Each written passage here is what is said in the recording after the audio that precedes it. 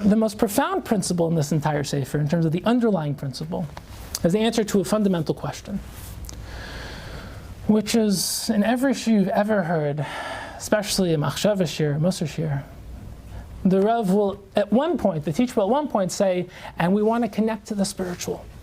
Right? We want to connect to Hashem, connect to the spiritual. Now, if I were to ask you, what does that mean?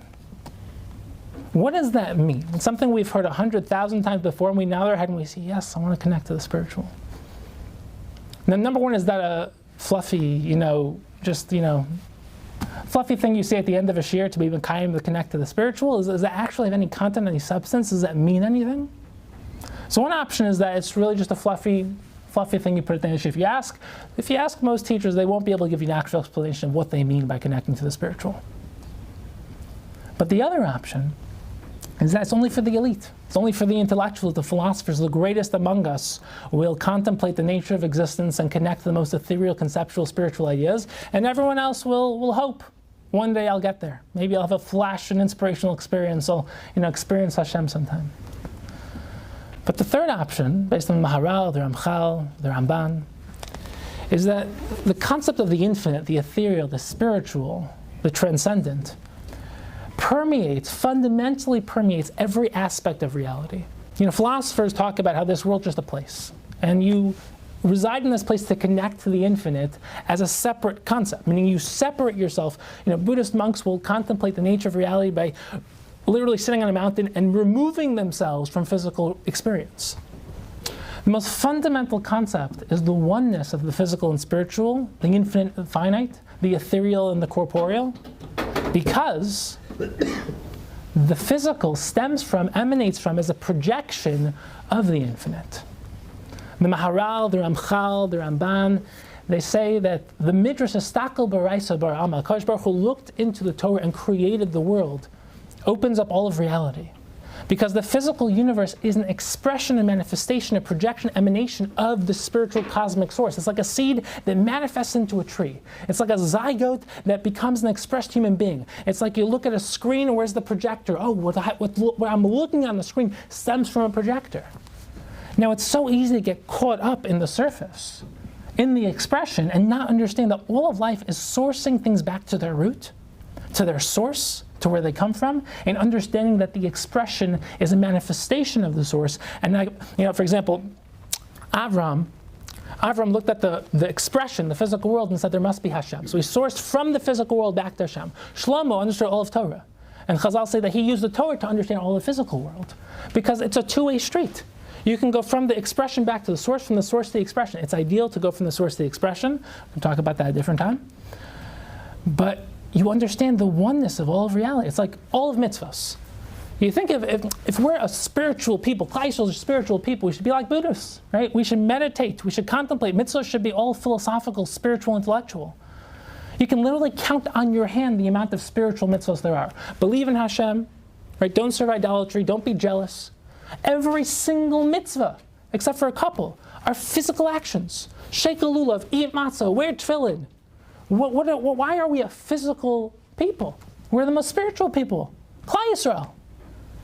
Because true spiritual living is the harmony, oneness, and synthesis of physical and spiritual, infinite and finite, transcendent and manifest.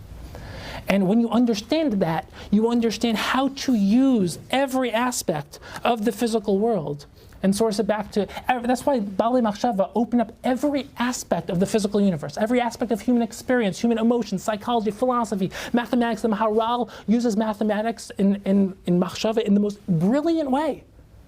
How can you do that? Who cares about math? Who cares about psychology? Who cares about your human body?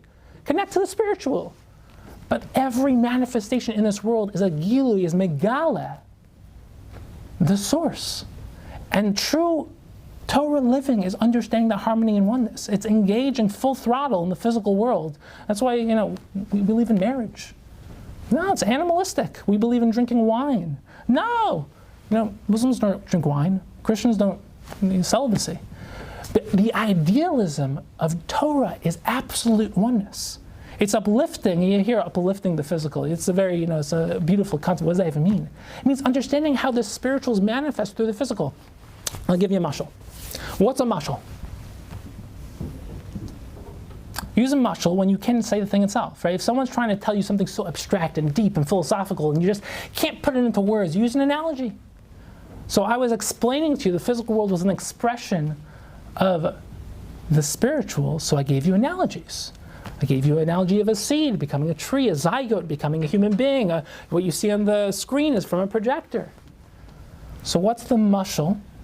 What's the mashal Kadosh Baruch Hu gave us for the spiritual, for the infinite, for the transcendent? The physical world. It's a manifestation. It's megala, that which is infinitely deeper. And you say like, that's what would that look like, by the way? Just so you understand, what would that actually look like? That would mean that every time you look at a physical surface, you're deepening.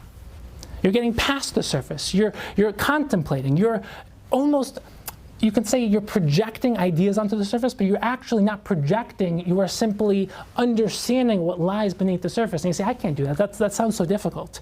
How can I do that on a daily basis? Maybe once in a while when I feel spiritually inclined, when I feel inspired, but I can't do that. You're doing that right now.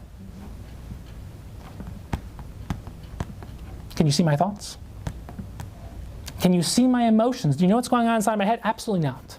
But right now I am breathing in, neshima, I am breathing out, I'm expressing my neshama, and you are now receiving vibrations in your ears, and those vibrations are turning into sounds, those sounds are turning into words, those words into sentences, those sentences into, expanded ideas, and you are now translating what is going on inside of me, inside of you, and now what was once inside of me, invisible, transcendent, ethereal, infinite, you can't access anything inside of me, all of a sudden everything inside me is literally inside of you.